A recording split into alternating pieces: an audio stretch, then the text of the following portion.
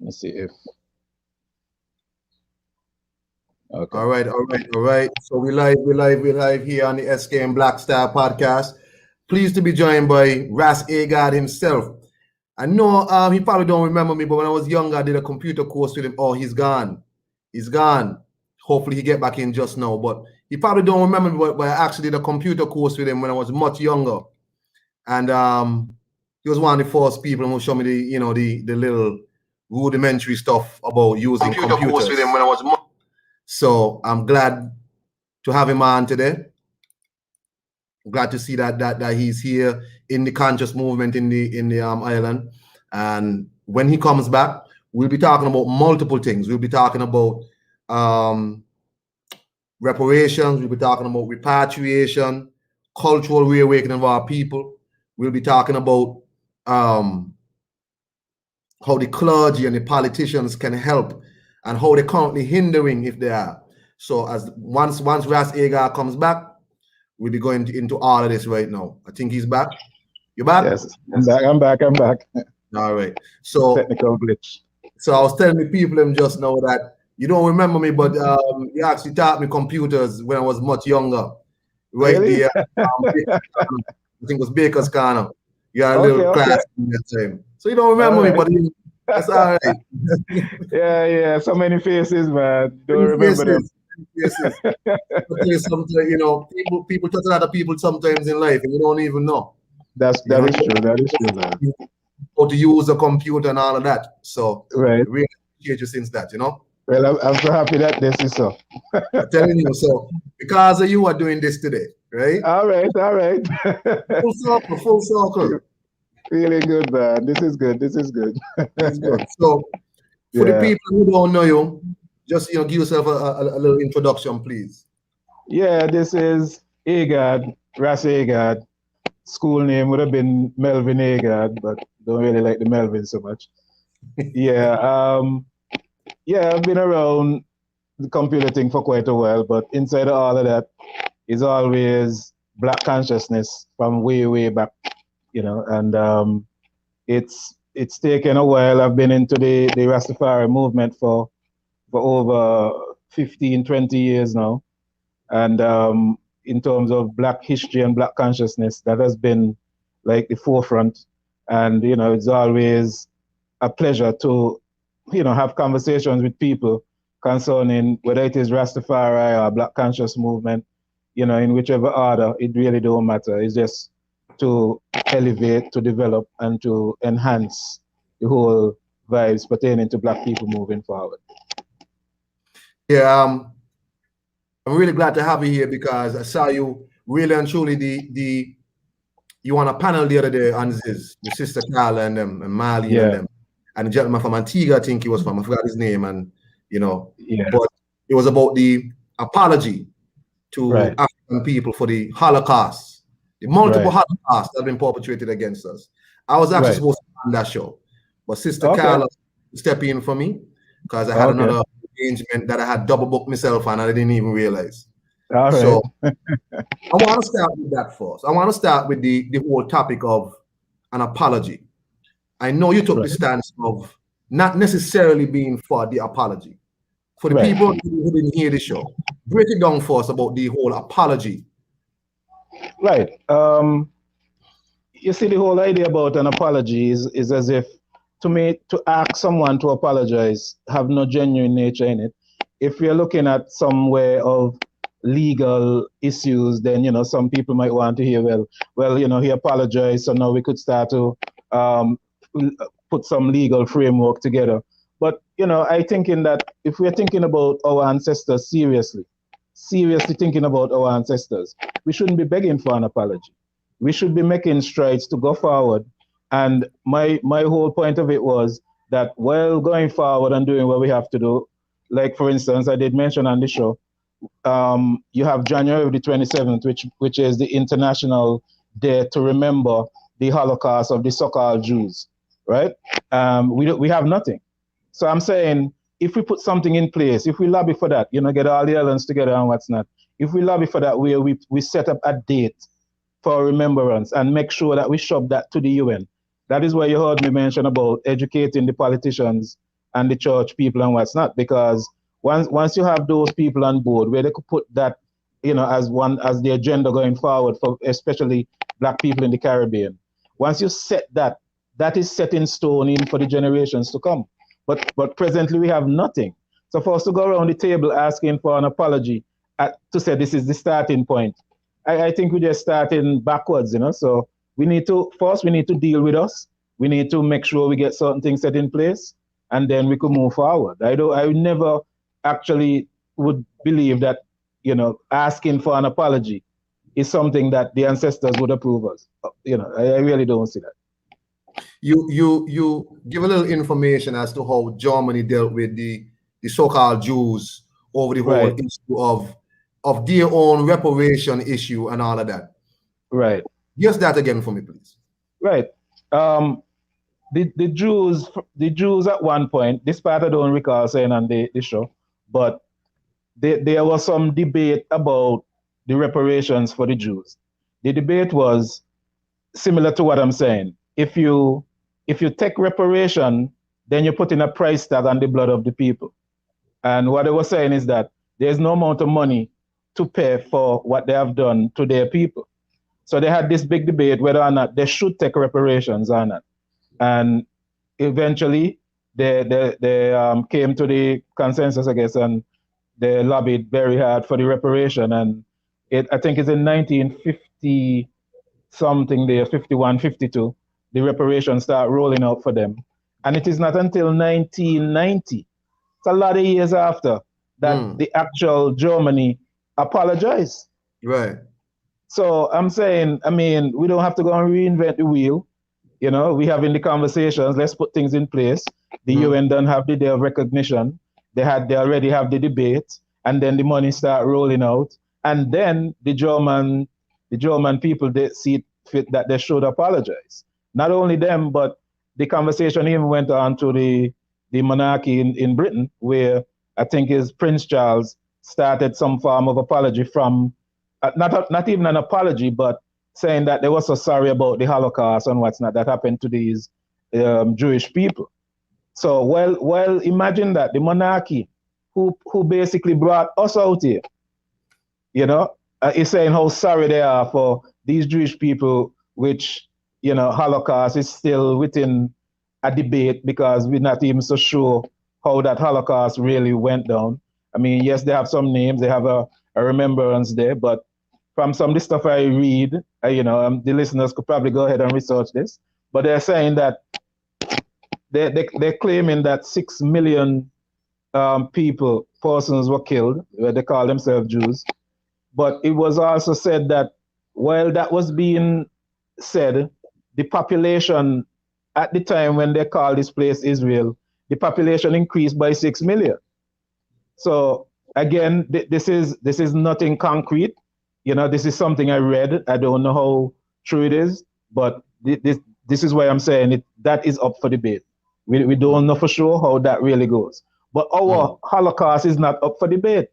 Right. Our Holocaust is straight up fact. It's straight up fact. And the whole idea that you have people apologizing years and years after, then you cannot go, in my opinion, and look for the apology first. So that was really my point about not having the apology. I'm not saying there's something wrong with an apology. I think apology would come in its time. I think you have to effect that apology to into the person as you move forward. Right. My stance on the show would have been actually similar to yours, right? But I was taking the route and said, one of the reasons I might not be so far an apology is that our people are easily placated, right? Our people, especially if, say, Britain come back and do this whole song and dance and make it a big spectacle about that we're apologizing for slavery. Right. Say, but you know what? It's all right. You see, this is sorry. Our people are very easy to let on our guard, and we're very forgiving. I think it's part of the African's nature that we're very warm people, very welcoming people, but people tend to take those things and use it against us. I don't remember who it was, but somebody had said, our enemies study us, but we don't study them. So Right. our enemies know the things that would placate us and the things that would make us feel better without actually having to do any kind of restitution. For me, if you steal my TV out my house and I want it back, you don't have to tell me sorry to bring back my TV and put it on the landing. You check? Just bring it back. Exactly. Just You bring it ain't got back. to say nothing to me. You check? Just bring it back, put it down, go. It's fine. Right. And if And you so want to apologize for that, that's up it's to up you. to you. It's up But to you shouldn't you. be begging the person to apologize. You do the restitution first. You gotta deal with the very real trauma. Right. Right. You gotta bring back what you stole.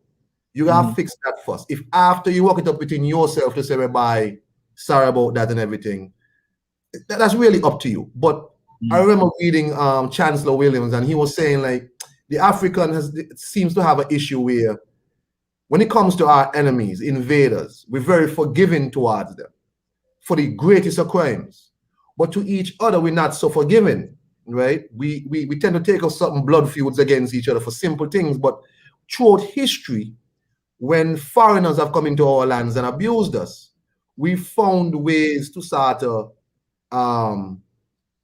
forgive them and try to smooth over everything. But we sort of look at each other more, sometimes as enemies and whatnot. So Yeah, for me, that is true. sometimes I prefer to leave it as no apology, because I don't want our people to be rocked to sleep again.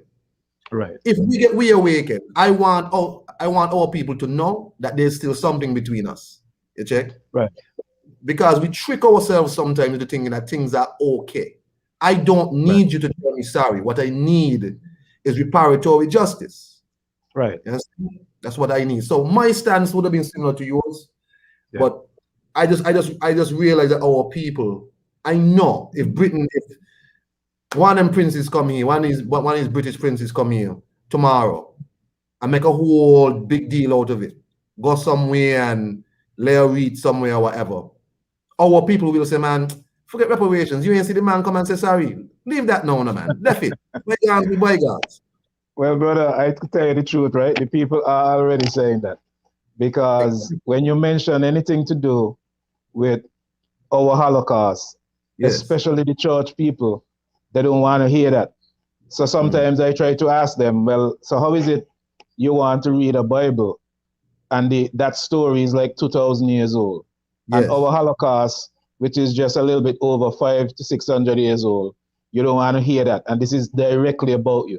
The whole thing about the Bible story, it become a story of faith where some of the things that you may not be able to prove or even to see certain truths, but yet you hold it there as a belief and you move forward. Now, of course, I do a lot of Bible study myself, because as Rasta, you have some Rasta don't deal with it, but then the whole essence of Rasta come out of the Bible. Without the Bible, there is no Rasta.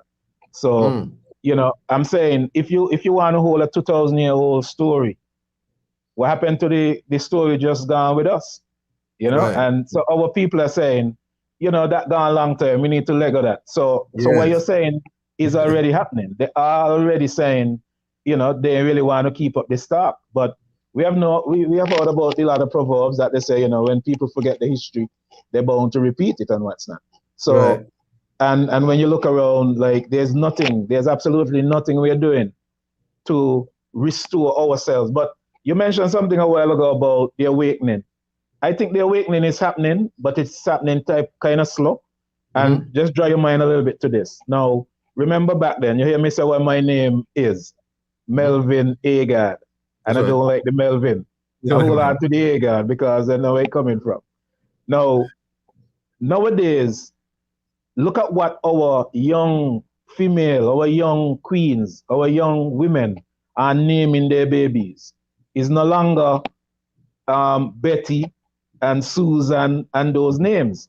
So what exactly is in them now to give them those African sound names to their babies? So it's an awakening, and there are certain things, of course, it's going to be slowed down by other things, if we get distracted with certain technologies and entertainment and what's not. Like, for instance, we have been hearing that people want to get vaccinated so Carnival could resume. They're not saying, well, we want to get vaccinated because we probably want to go there and get to reason with each other. No, we want to go and do carnival. And Yeah. then you hear them say, oh, well, that's our culture. I tell them, no, man, that's not our culture. The thing is, Africa, like people like to say Africa a lot.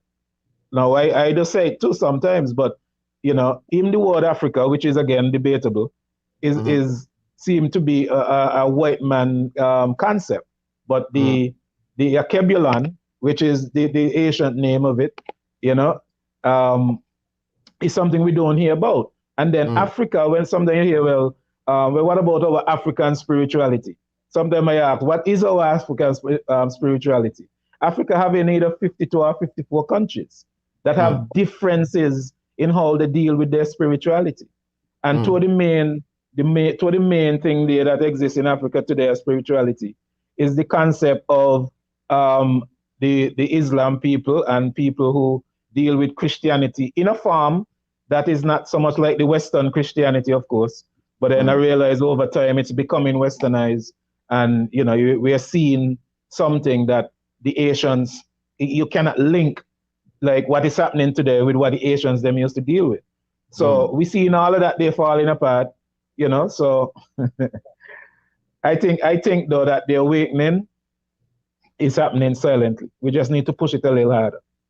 One of the things in terms of, let me just stay on the topic for a little while about cultural reawakening before we move on to reparations topic. Yeah. You made a point talking about how we tend to interact with tourists who come here, where you said it's like we can't stop entertaining. Like we still stuck in the plantation, we can't stop entertaining. So one day I had a conversation with a certain official from the tourism authority, and I was talking to them about so-called culture and so.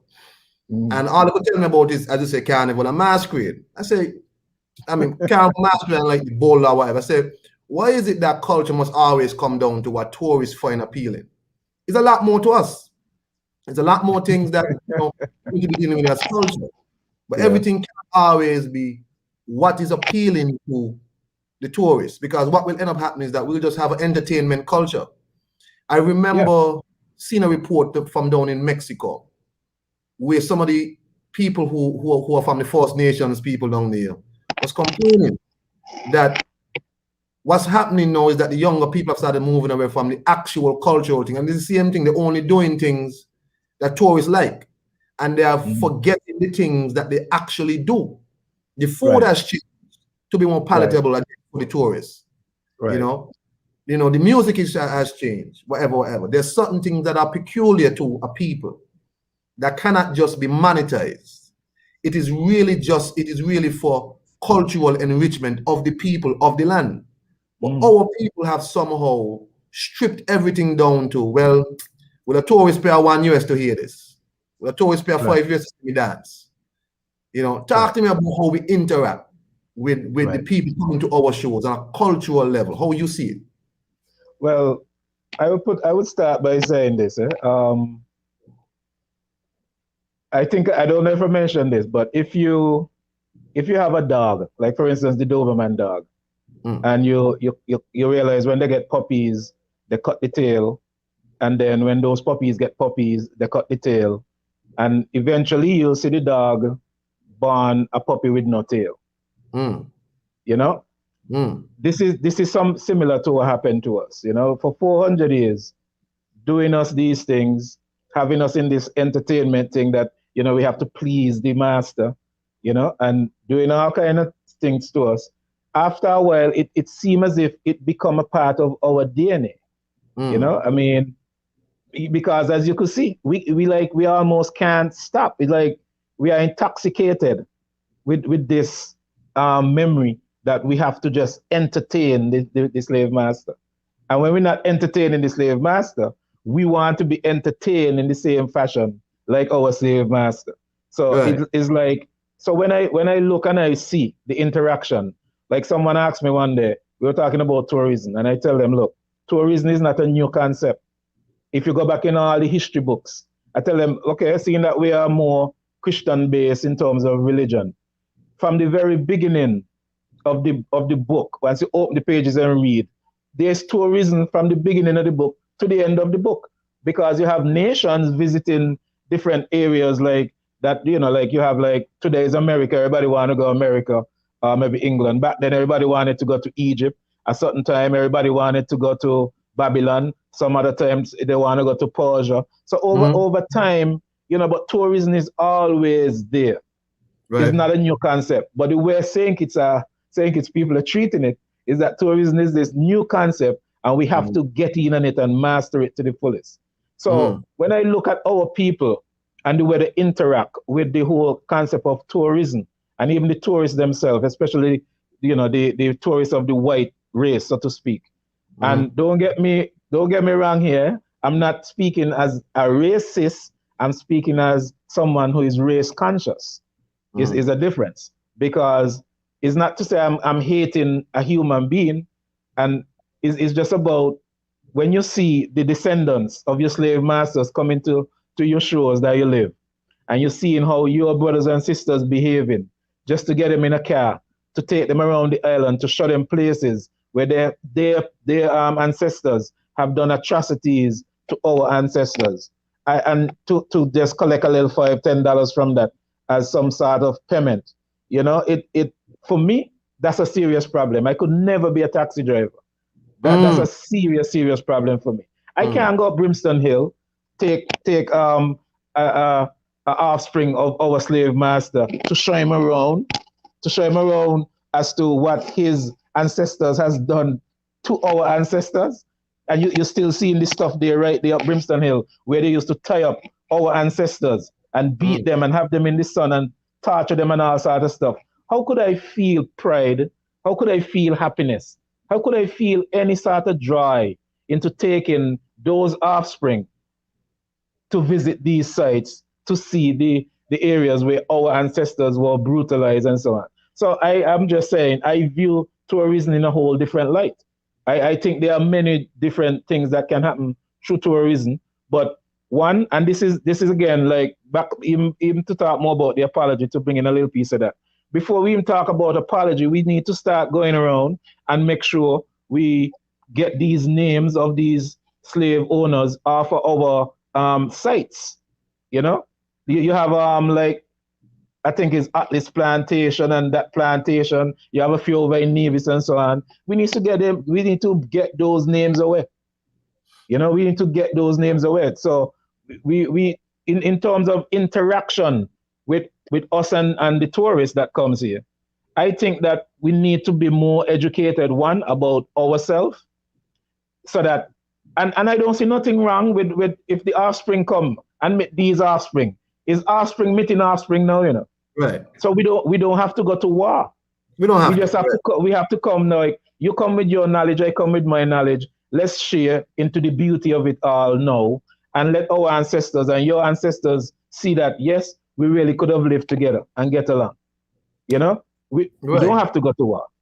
One of the things that you said about doing tours and so, and how could you show people where your ancestors have done something to my ancestors? Let me ask you a question.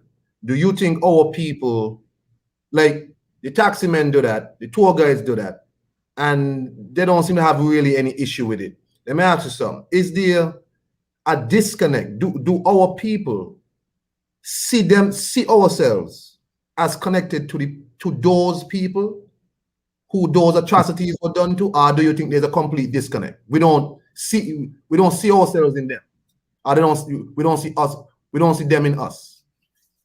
Yeah, Bridget, it's a sad thing, it's a sad thing, because there really is a disconnect. There's a disconnect when, our people have been,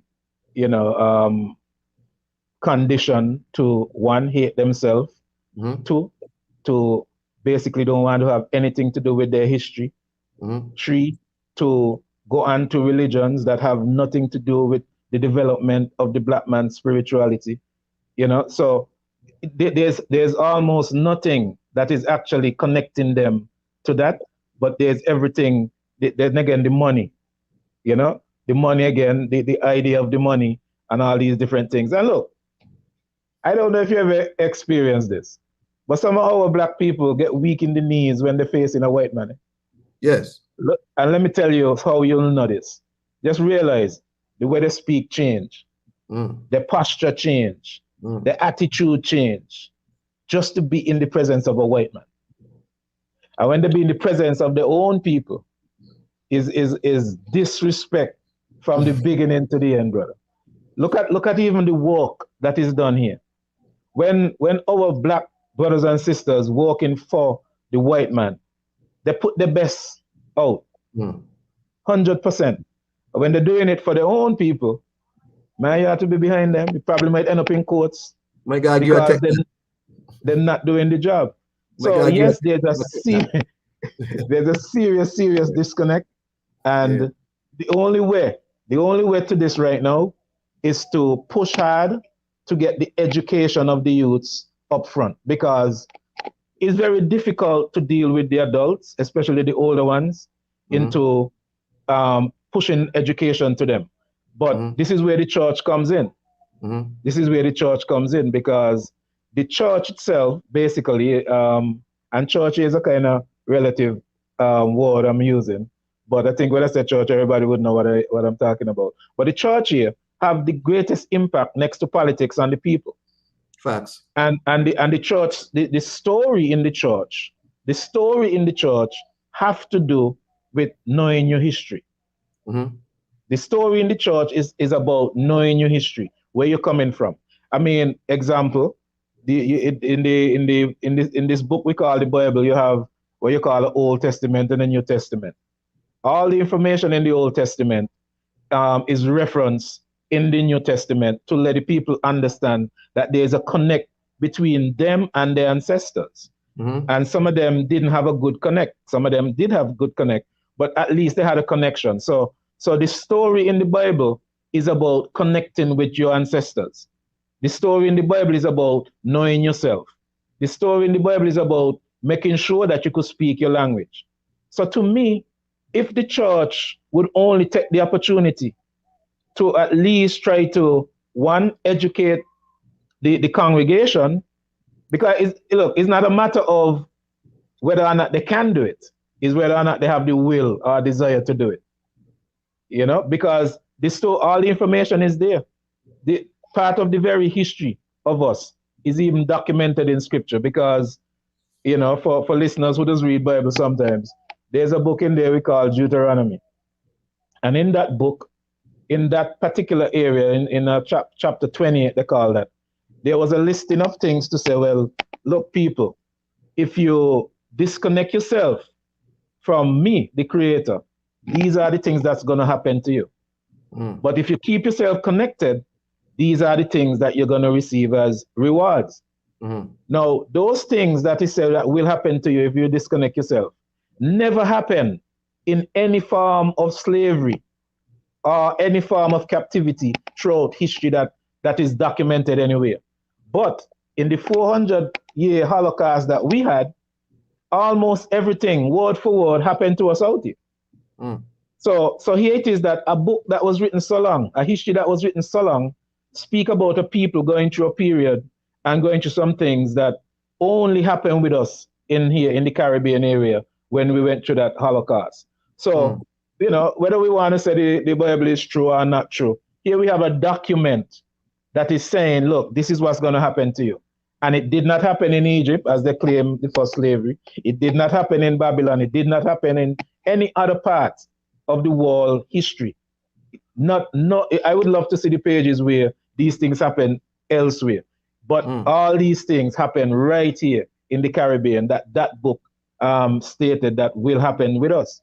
So this is why I'm saying that the church, the clergy of the church, they, one, have a responsibility to bring that teaching to the people, and two, is just really to help them to get that desire, that will, in order to do that teaching, because the information is there. It's just a matter of whether or not they want to do it, you know? Yeah. And then, you know, remember the politicians are also product of this mindset.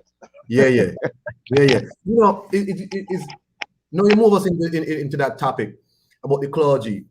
And this is the same way, and another reparation show. And, you know, I really have to big up Carla Astafan for doing a good job thus far in bringing over some of these panel discussions.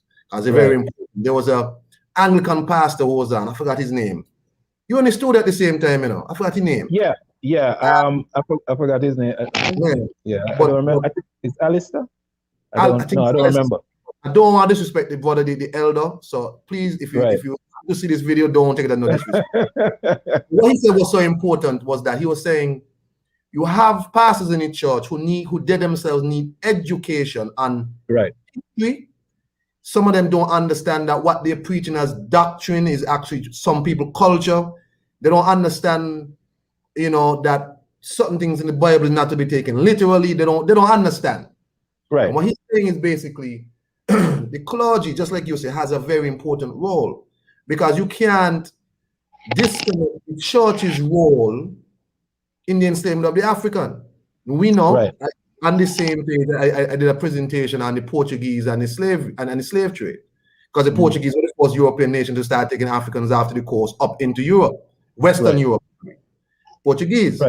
That came about because the Catholic Pope at the time did a papal bull called Dum Divorces, saying you could sail south and enslave anybody you found there who's not a Christian. Of course, only people you find is black people after you sail south from Portugal. So, as far as they're concerned, they have a holy right to enslave us forever, right? So the church has a very important role to play, and a lot of these things they might need to discuss with their congregation. They might need to get themselves be educated on.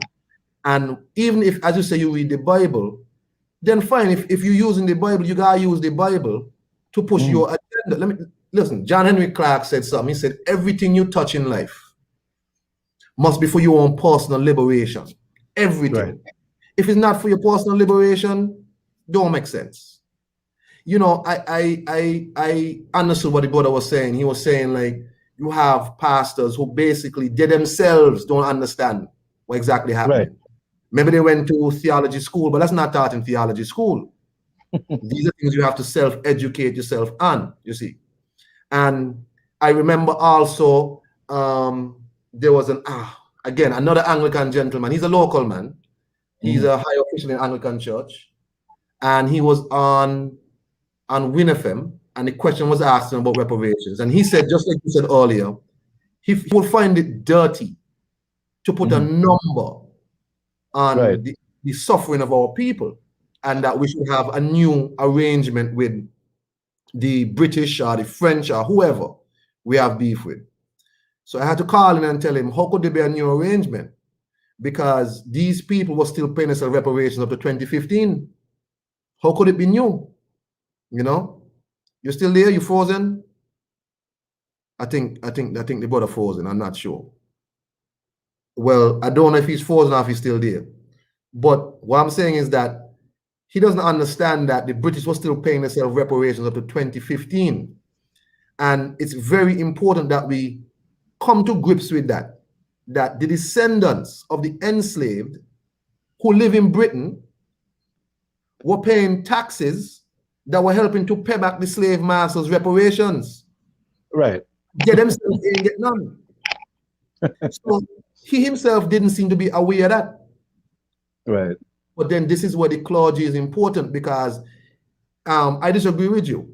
I think the clergy actually the church have the most important role, the most control over the people in St. Kitts, because politicians go to the church for a blessing. Exactly. No, you're right. That's why I told you they are product coming from the church too. So they are the number one. You understand? I think the Ras might drop off. He'll be back on. But this is a very important conversation we must have with the church members, the church leaders. What is your role in this whole in this whole discussion? What is your role? He's back. So I don't know what happened. It just dropped out. All right, that's all right. You're back. Yeah. You miss nothing. So the clergy, and it's always been so, because even during the time of slavery, the church was a political tool used by the politicians to get out notices to the people. They used to post, we have records, they used to post runaway slave notices on church doors. The clergy would come in and read out notices from the government about new slave laws. So they have a role to play. And whether they like it or not, they are there are people that descend from the teaching of them white people from those days. No, whether you have a black face or not, you come to that same system as them. So you are, you are linked with them whether you like it or not. Whether you like So, it or not. so you think then, because this is my thing, like I think the committee, I listen about the 10-point plan, and I don't know if the plan sound good, but unless the plan having this part of it where you meet with the Christian Council and the Evangelical Association, and then you meet with the cabinet, with the politicians, of course, on both sides, and then you have a double meeting with both of them. I think that is very important to have that type of conversation with them, because they're the ones who are basically conditioning the mind of the people. They are the Sure. ones programming the people, Sure. So I think that is very, very important. As a matter of fact, this should have been the starting point, not an apology. The starting point should be, let's deal with us. Let's fix us. Let's talk to the clergy. Let's talk to the politicians. Once you do that, it kind of trickle itself down into the education system. Sure. And then, once that start to happen, the fix begin. And then when the fix begin, and then when you look, we have a date set in the UN for international memorial of the Holocaust in the Caribbean of the African people. Then we start making some moves, but we can't be starting in an area that's gonna just be a tug of war debate. It's like, I mean, look, we could stay for the next 20 years asking for an apology. But believe me, I think we could organize a meeting with those persons I just mentioned within a week. Sure. Within a week, you could meet with these people within a week, and then have the conversation. And then, to me now, if we have that go down successfully, then we could always contact the other brothers and sisters throughout the Caribbean to do the same. Sure. And then once we have that rolling going on, because that's all you need support of the clergy and the politicians. This is the only way it's going to push forward. You see, so I think that this is a way that we could start the ball rolling, and I really don't see it costing anything to do that either. There's no cost in that. Right, I agree. Do you think politicians does it serve politicians, let me say professionally? Well, I think that the politician have to think about his legacy, his or her legacy, and I think that sometimes a person might not think about their legacy until you draw it to them, because they might be so caught up into the power and the money, that they don't seem to look at the part that, when your time has expired, children gonna read about you. Yes. So you really have to look at, what am I gonna leave here as a legacy? So, but again, like I say, to me, you have to bring this to people. You have to draw them into it, because it's not automatic. It don't seem like when people are caught up with other things, it's not automatic that the concept of a legacy will come to them. So this is why the conversation is necessary.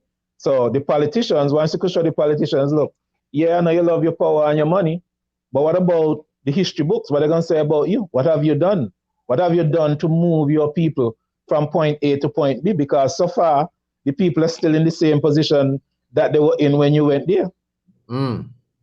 So to me, we have to engage them in ways to let them know your legacy should be a legacy that moved the people from one stage to the next. And then when the other politicians come in, then they have the responsibility to make the next step forward. So again, without that conversation, the politician mindset will just be as it is now. No, let me move to the topic of reparations and repatriation. No, on this show, you mentioned that there's some people now coming into the discussion who seem to have now separated repatriation from reparations. If you could, in your own words, break down the two, reparation, Right. because they sound similar, but they're not the same. So Right. God, And this again come back to our people. Again, is like is the repatriation and reparation conversation has been married to each other ever since the inception of the conversation. And this was coming from a Rasta movement, a Rasta community. And then, Rasta made some moves back in the early days. Some Rasta brethren did go to Africa, some countries there, to speak about repatriating. yes. And they were met with a good and welcoming vibe where things were set up like, okay, well, when you're already, just come. So that has been set already, but it's been so long now that I sure they'll probably have new leaders now who don't even remember that the leaders before them had already set a tone that the black people of the Caribbean can actually repatriate to some different countries in Africa and get the move going. However, in order for the repatriation to basically make sense, be successful, and basically be in a better interest for the people, this is where the reparation comes in. The reparation was to help you set back up all that you have lost in this modern time in order to reestablish yourself as a nation, in the world, basically. A matter of fact, when you look at the reparation of the Jews, it's the same concept. They wanted money so that they could go back, not even go back, but to go to wherever they are and set up themselves. Look at the place they call Israel now. Go there and see how Israel is set up. Israel is set up, really set up. So just imagine that, that reparation coming with the repatriation, and the black people of the Caribbean go back to wherever they choose to go, back into one of these African countries and set up themselves. We're talking about set up where roads are built, water systems are put in place, schools are built, houses are built, farms set up, and all these different things. Basically setting you back up, in a place where, look, you all brought us out here, we need to go back, but in order to go back, we need some money to set back up ourselves. And that was the whole idea of repatriation and reparation when the Rastaman brought the conversation to the table. However, over time, I guess the Rasta movement get a little weary, and the conversation get kind of stuck where, Rasta now start to do a lot of infighting amongst themselves as to, houses and beliefs and different things and so on. And while the infighting going on, time going. So then the ball head come now, take up the conversation, but the ball head didn't take up the whole thing. The ball head take up the part with the money. So the ball head now just looking for reparation. The ball head is not necessarily looking for repatriation, because the concept of repatriating for some people right now, if you go around and ask, do a survey and ask like 100 people about going back to Africa without explaining what you hear me mention a while ago. Yes. I guarantee sure at least 99% of them would say no. They don't want to repatriate. But if you probably explain it, to say, well, look, we're talking about setting up. We're talking about building houses, roads, water, set up farms, schools, whatever it is, to be recognized as a nation. You might find the higher percentage might start saying, that sounds like a good idea. But still, you would still have those who still have within them that they really don't want to have nothing to do with that because they feel okay where they are. Not understanding, look, technically we don't belong out here. Technically we don't belong out here. So people now fighting to be Kittitians. Fighting to be Kittitians than to be African, to be people of the land of Vocabulary. So here it is now, though. The same people who are fighting to be this would look at a Chinese baby who was born in St. Kitts. And you realize what I said first? A Chinese baby. I didn't say a baby, a Chinese baby born in St. Kitts. We will never call them a Kittitian, just like that. As soon as we see them, we're going to say, that's a Chinese. Right. We see the Indians, we're going to say the same thing. But for ourselves, we want to be Kittitian, Tomian, and all kind of different things, all kind of different onions in the Caribbean. So, so the whole thing is though that if if we have a better knowledge about what is happening concerning the repatriation and reparation concept, then that could have been maybe a selling point going forward. But if you're going to just take up reparation alone, without that part of repatriation, and again, repatriation, as I told the caller who called in, that repatriation does not necessarily mean, because what we reason amongst ourselves too as Rasta is that repatriation begin with the mental force. You must repatriate mentally, and to repatriate mentally is to know yourself, is to know your history, and to have that desire within you. So repatriation is not just to just jump on a plane and go. It's about that mental part have to happen first. Let it go inside of your heart, and then even when you don't do all of that, it still does not have to be a physical jump on a plane, jump on a boat. Sometimes it's just connecting with the land. Whether it is you're going to trade with the land, you're going to send money over there, people going to send money to you. All this is what is part of repatriating. So repatriation and reparation was again always married together. But then when the Bali take it up from the Rasta, he only take up the reparation and don't want to even talk about the repatriation. You cannot speak of them in different segments. So when I hear the 10-point plan and I hear, well, at a certain point, we're going to talk about repatriation. No, you have to talk about both of them. They are married together, So. Well, the 10-point plan, Father, I don't see anything about paying back money. What they have, the only thing with money I see here, they have debt cancellation. They say, you should cancel debts at the Caribbean countries. Cancel the debts. Okay. Number two is repatriation. So what they're saying is a repatriation program must be established in all available channels of international law and diplomacy used to resettle those persons who wish to return. A resettlement program should address such matters as citizenship and deploy available best practices in respect of community reintegration. So they do have that. That mess with the whole plan, because if you're gonna put repatriation on your own like that, then what you heard me just describe would be almost unachievable, because you need the reparation, you need the money basically in order to set up yourself. You need that financial part of it in order. I mean, how you can't. It's not just about going to say Ghana or Kenya or Nigeria for citizenship. No, it's about going there. You get 100 acres of land or thousands of acres of land, and you build roads, you build houses, you build schools, you build farms, you get water systems in place, and you set up a whole society there. That's what the reparation is for. And that part is where the finance comes in. But what I'm hearing now, based on what you just read about the 10-point plan, that have reduced that now to maybe just a mere citizenship. I don't know if that's exactly what you read. Well, let me share the screen that I was on, so we could know what we're talking about. Okay. What we're talking about. So anybody who's viewing this here on the playback couldn't understand what we are talking about. So I'll share it now. Right.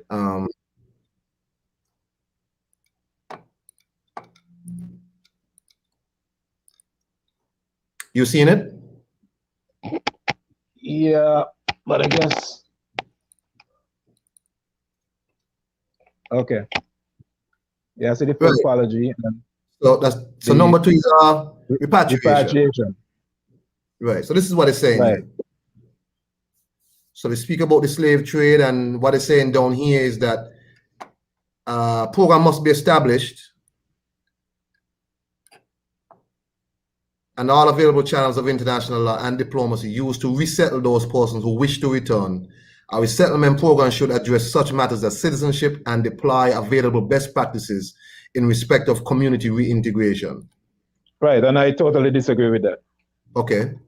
So because that to me is not enough to reintegrate to become a citizen. I think that because number one, we have to be happy with what we do. I mean, who do you think would want to move from St. Kitts right now, who have their house with internet and proper water system in place and the children go to school and get the degree and different things and so on. Who do you think from St. Kitts would want to leave to go into that what you just share on the screen? There's nothing attractive about that. Okay. There's nothing. I wouldn't go. I wouldn't go. I would not go with that plan.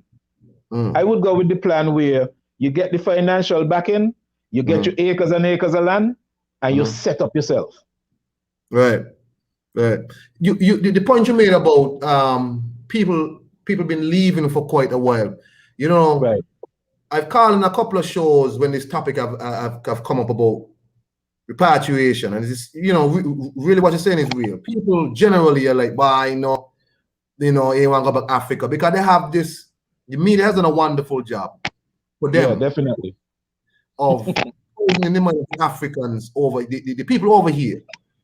Of I don't have nothing to do with the continent. Right. Poor people, famine, this and that, this and that, this and that. I remember watching a gentleman who goes to the continent quite frequently.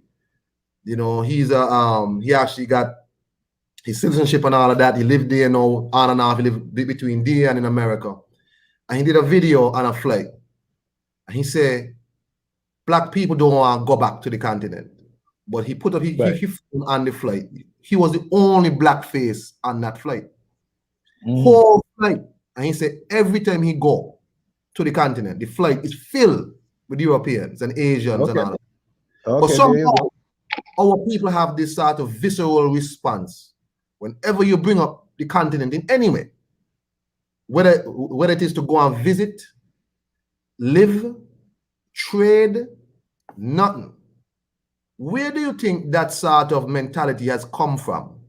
Where is almost this automatic response? As soon as you bring up the continent, the people respond a certain way, which is most of the time negative. You tell me why. Our education system has done a good job at doing some of that damage to us. And then when we start to get things like television around us, you know, it worsens the situation, because it is when we're talking about movies, we're talking about advertisements, we're talking about news, almost everything that we see on the TV in dealing with anything to do with Africa is, you know, like, let me just give you an example. I actually heard someone say, you want me to look like them Ethiopian people now? Not understanding it look like the Ethiopian people in what way? Because when the TV gonna show you some children, they are starving, their belly bulge out, and a white man they're asking for some change to help the children. And so when you see all these things being portrayed on TV, you know, and in the movies, matter of fact, when you watch the movies, all of the black movies where they have white people standing in for the characters of the black men. Like, for instance, they make a movie with the Jesus Christ story. The same white people have done documentaries where they show that the history of the character as Jesus Christ is a black man. But yet when they make a film, is a white man standing in. when they make a movie about the gods of Egypt, the stars of the film are white people. And you know, we could go on and on about all the different movies that are made. And you know, there's always the white man standing in to star the movie. Matter of fact, they make this movie Black Panther, and that I guess that was a good attempt, you know, to get the black people a good feeling. But they couldn't just leave it there, man. They had to put a white man in there to help star it. Yeah. Well, okay. It couldn't be all black. Let me get back quick, somewhat to the topic of reparations. To you, right? Some people don't feel like reparations should be a monetary payment. Do you think reparations should be a monetary payment to the descendants of the enslaved in the Caribbean? That's a kind of ticklish. When I say ticklish, it's kind of this could go in different ways because number one, sometimes the question come as if it's gonna be monetary, is it that the cost that you're gonna put is enough to say, well, this is the cost of the atrocities that was done to our descendants? That's one. Okay, let's say we're gonna work out, well, you know what?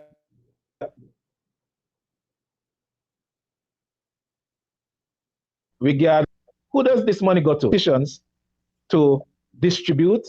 Does it go to groups, NGOs, or does it go to the churches? These are questions like how would that money, that finance would be, deployed and distributed to the people? How would the people receive it? Or is it going to be that they're going to just value it and give you certain things as like, as you were talking about the debt cancellation? Now, to cancel the debts, you see, because what I'm seeing is that the reparation should help the people, not just in the sense of money and infrastructure. They should have some kind of mental impact as well, where the people relate to their history, understand why it is they're getting what they're getting. Because here is it that by the time all of that happened, would the black man love himself more? Would the bleachers stop bleach? Will our princesses and empresses stop put other people here upon their head? Would the black man stop do the things that he do? Would this, because in the Caribbean might be one of the places where when you're talking about like family breakup, like you don't have a strong family foundation in the Caribbean, would the men now stick around and father their children? So this is why I said the conversation could go in all kind of different directions. But I guess we just have to pick one, and in picking one, we have to prepare ourselves to whichever one we decide to pick. Yeah. Because if we're going to pick the one to say, well, yeah, we're going to just collect some money, I think that the people need to be mentally prepared to receive that money. If we're going to do it some other way, it would go right back to the conversation we had earlier about the church getting involved and really putting a good teaching upon the history of our people. So, yeah, it would be a debate, and these are the things to me that have to be done. So the group or the committee that is dealing with the whole idea of reparation, to me, there's a lot of work that needs to be done in terms of some of these things. And education is the number one priority, in my opinion, when it comes to all of that. And education does not necessarily just mean that you go and you try to talk to the children in the school once a month, Black History Month and them kind of things there. I'm talking about educating the clergy, like we said earlier, educating the politicians, and once that trickle down into the curriculum of the school, this education now is very, very crucial for the youths them who coming around. Because the youths them who coming around, it's easier for them to get lost than even like my generation, because my generation saw when cable TV reached. My generation saw when the internet reached. But the generation that born into these things have a whole lot to deal with, because these are extra distractions that they have to go through. And if you don't have the proper education to bring the balance towards them, they're basically gonna hate themselves some more. Right. You made a good point where you say the kids them now have a lot more distractions. You see people, and I have been guilty of it too, where I say, but y'all have all these devices and all this information at your hands. But really, it's not a distraction at your hands. Because it's easier to find the quote-unquote nonsense, the stuff that would be entertaining for a little while. It's easier to find that than the stuff that is more enriching, right? So what we have effectively is, and I guess is how most of our people are still today, in the church, I spoke to a few people about why don't we have summer programs with all people who are of conscious mind, bring our kids together and have maybe summer camps where Right. we kids them come. We teach them certain things. We enrich them in different cultural activities. We teach them certain things, you know, because you have your vacation Bible school and you have this and you have all kind of other things, water slide park or summertime and all kind of things. But in my opinion, I think sometimes it's not nature but nurture. The environment you create the child in, that's the youth can understand that more because he can be more comfortable with himself as a black man. My son is 7 years old, and the first continent I teach him to identify is Africa. Say, where's that? That's the first thing on. I didn't even teach him saying kids. Where's that? Right. Right. And he know that. I preach to him, I talk to him, I tell him certain things at his young age. He ain't gonna understand everything. Right. But really certain things might stick, and more often I will speak to him. So what I would like to see in terms of that is that brothers and sisters who, you know, got young ones, bring them together every now and again and have these gatherings. And even if all of us don't agree on certain things in terms of history, religion, whatever it is, as John Henry Clark said, whatever you touch must be a tool of your liberation. So if you're into the Bible, I expect you would come there and speak about the Bible as a tool of black liberation. Right. Then, But you see, the Bible, remember, the Bible has been used as a tool for all sorts of things. Matter of fact, it has been done so well that even though the knowledge in there may have liberating information, the people are not looking for that, and they're not even seeing it.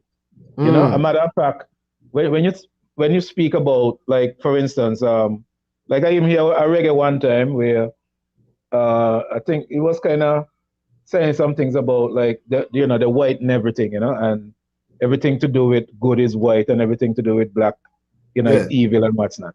So I heard that first in a reggae song, and then, you start to hear, like, certain black conscious people, say similar things. But the whole thing is that whatever tool you use, like you say, it should really be for that liberating concept. So with Rasta, when Haile Selassie visited Jamaica, one of the things that he said to the Rastafarians, liberate your people first, because there was the talk about repatriating. And he did set up some lands. I don't remember, I think it was some amount of hectares of land for people to repatriate if they wish. When he was not there in power anymore, from my understanding, the amount of land was reduced. But yeah, some went from Barbados, some went from Jamaica. I guess you probably heard about Shashamani. Yes. We had one or two brethren from St. Kitts who visited there and returned. So you had that. So that movement at least started. But the whole idea was, as you mentioned, is about the liberation of the people. Now, I must say that we have dropped the ball on that in terms of our Rasta movement, because it's been infiltrated with all kind of strange elements. So now the conversation does not seem to be about liberation. We are now forcing a black conscious movement concept into the Rastafarian energy. And, and sometimes when you speak about black consciousness, like, we have a lot of brethren who speak a lot of black conscious stuff. And, like, for instance, one of the great minds that we normally just go after is Dr. Ben. And Dr. Ben, speak a lot of things. But what a lot of these people don't speak about Dr. Ben is that Dr. Ben acknowledge and claim his Jewish or Hebrew heritage. Yes. And in doing that, so it's like Dr. Ben do something like how some Rastas do. Burn the Bible, even though your history is in there.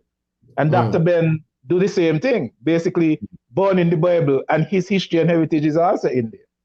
And, a lot of black conscious people who speak a lot about Dr. Ben don't focus on that. I actually saw a debate between Dr. Ben and one of these so-called, I don't know if saying so-called Jew is a bad thing to say on your channel, but, these white people who calling themselves Jews, and the thing is, the very same Bible that is being burnt by the meditation of these men, there's a scripture in there says that, you know, there's a synagogue of Satan.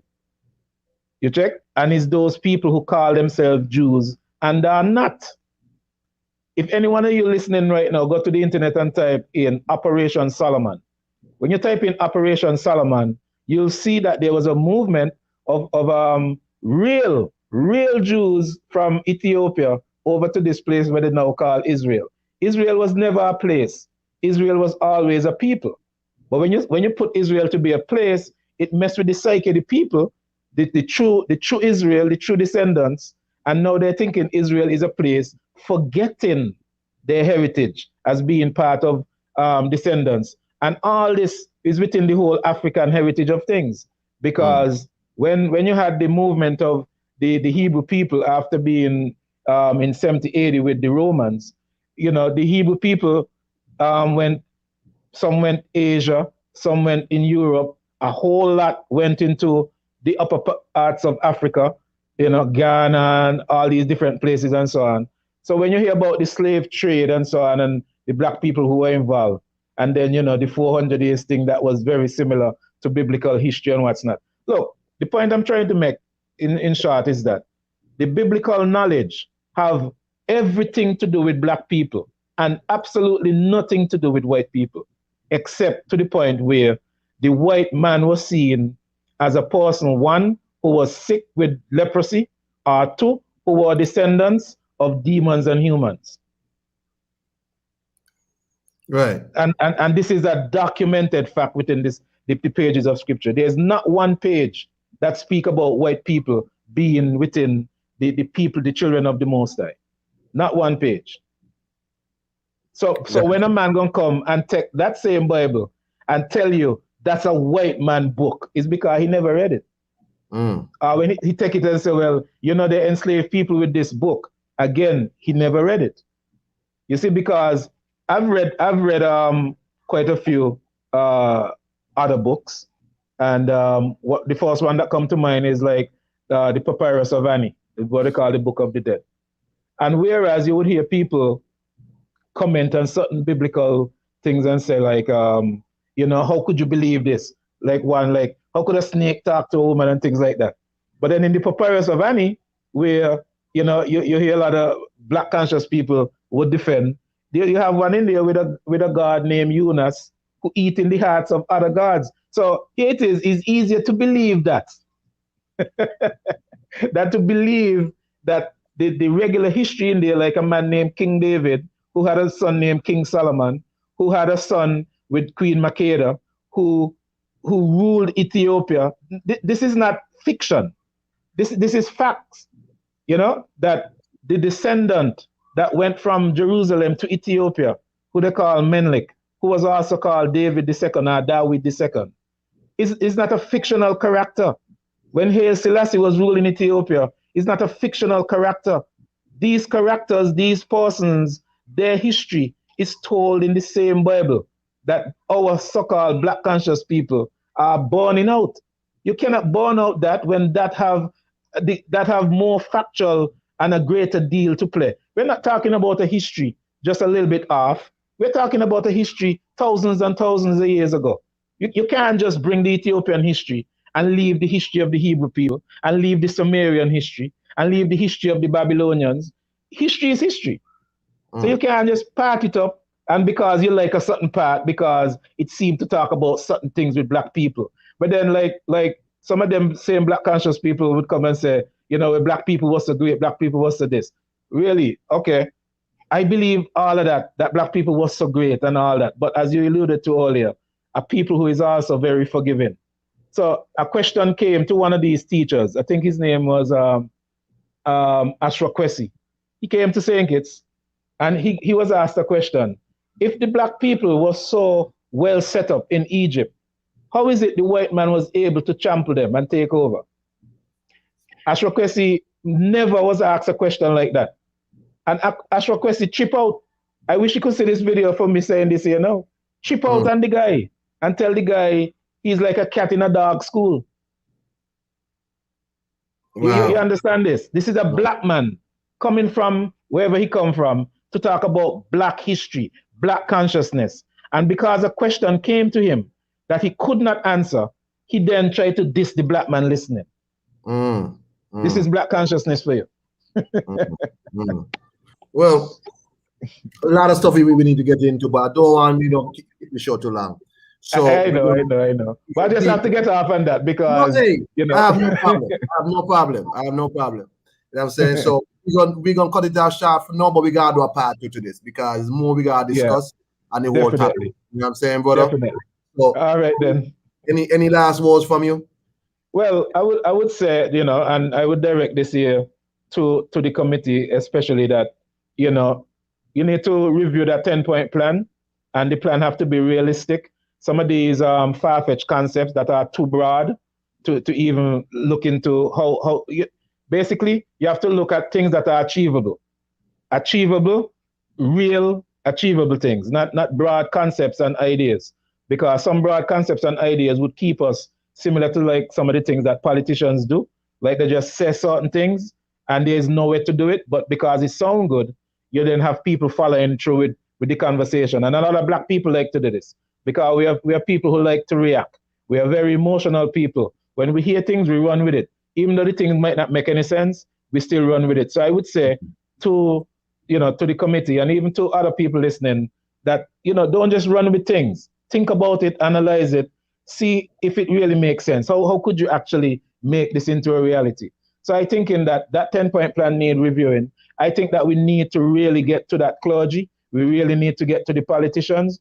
We need to get the other Caribbean countries involved in that process, so that when that part is at least achieved, even to midway, that we start to make some moves. And most important, last said, is that we need to set a date. We need to set a date into the annual recognition of our Holocaust. Enough said. Ras Agard, I want to thank you for coming on with me. You know what I'm saying? It was real cool having you here. My former computer teacher. All right. That's that, man. Peace. Yeah, man. Blessed love, King. Yes. And that was Ras Agard. I want to thank y'all for listening. If you can catch me on the playback, I would appreciate if y'all hit the like, share the stream. And again, thank you to Ras Agard for coming on. Hope y'all learned something today. See y'all next time.